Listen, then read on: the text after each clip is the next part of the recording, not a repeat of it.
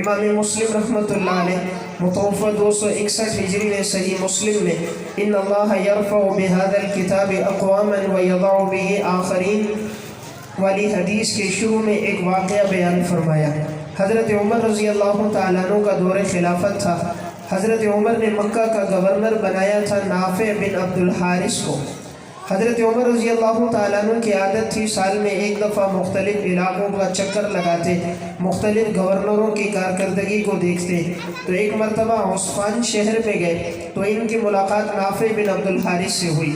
انہوں نے فرمایا میں نے تو آپ کو مکہ کا گورنر بنایا تھا، آپ عثمان میں کیسے آئے؟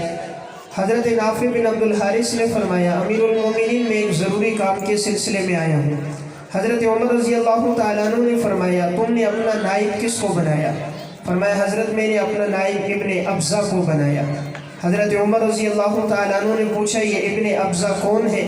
فرمایا حضرت میرے آزاد کردہ غلاموں میں سے ایک غلام ہے۔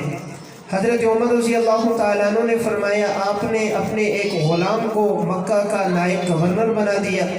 فرمایا حضرت میں نے اس لیے بنایا کہ انہو قارئ لکتاب اللہ عز و جل و انہو عالم بالفرائض، وہ قرآن کریم کا بہترین قاری ہے، میراث کے مسائل جاننے والا ہے، شریعت کے احکامات سے واقف ہے، اس لیے میں نے اس کو اپنا نائب بنایا۔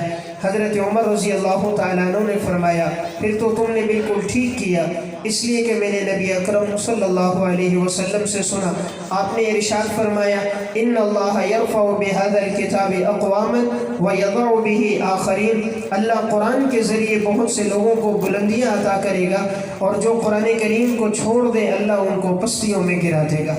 واقعہ سنانے کا مقصد کہ ابن ابزہ حقیقت میں غلام ہے لیکن قرآن کریم کا بہترین قاری ہے، شریعت کے احکامات سے واقف ہے۔